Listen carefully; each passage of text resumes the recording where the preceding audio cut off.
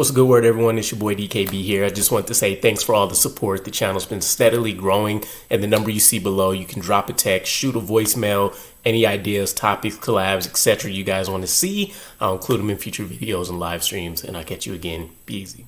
What's the good word, Jets fans? It's your boy DKB here, and Aaron Glenn and Darren Muji are continuing to turn over this front office and scouting staff with the latest move in the midst of OTAs going on with an addition from the Florida Gators, Bird Sherrill. Now, he's being hired to the scout staff. In this instance, he's going to come on as an area scout, and I know it sounds like a lower level role, but this is a pretty significant pickup for us when you take a look at what he was asked to do with Florida, and taking a look at head coach Billy Napier, who he came in with at the same time, singing his praises left and right for the work that he's done. This is a huge addition for us, right? And when you look at the breakdown of the scout team as well, you don't actually, I don't know if that's just not how they have it listed out, because you don't even see Bird here on that list just yet, but it doesn't show that we have an area scout. So I'm sure that there's coverage in some facet or form, but having somebody with his level of experience overseeing kind of a lesser role, but with a higher degree of efficiency, huge plus for us. So as mentioned, he's being hired as an area scout. He was named a rising star, one of the top 65, front office personnel type members to be aware of that would move up through the ranks by on 3, and he was the former director of college personnel for Florida. So this was a guy that was responsible for focusing on the evaluation of the transfer portal and JUCO players, and they've had a few pretty significant additions that Napier is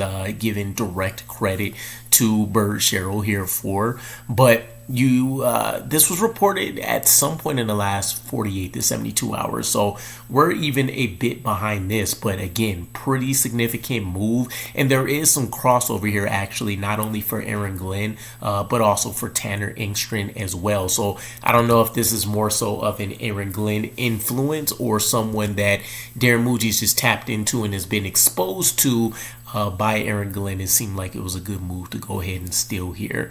But you take a look at his history, right? So he was a recruiting specialist, I guess, at some point from the time of 2013 to 2016 with Alabama, and that, picked up a couple of championships along the way. That ended up leading into his time with the Detroit Lions, where he spent from 2016 to 2021 going from a scouting assistant to a scout. So has his feet wet, not only at the pro level, but also collegiate and at a pretty significant level, right? You're talking about the evolution of really a semi-pro, I guess, organization. As you look at a lot of these colleges start transforming and actually signing GM type roles and different things at that level. He assisted with, and this is in terms of his role with the Lions, he assisted with several player personnel projects. This included evaluations and production of scouting reports, annual draft prep, and free agency acquisition. So this is a guy that's, in a nutshell, he's accustomed to finding the hidden gems. He's accustomed to looking at what a guy's athletic profile is, or what he's done really well at some point, measurables, traits, whatever it is, and projecting what these guys can do and how they're going to fit onto a team based on the coaching staff and schematic fit, etc. So I'm really hyped about that, because you would imagine that as we start adding in things like comp picks, right, and you're talking about realistically probably getting mostly day 3 type picks, but even when it comes to these UDFAs where we've had a lot of luck previously, this is a guy that can really help us out in that facet. And not only that, he could be someone that unearths some of those players that are either coming from having a different sport background and are just getting into football,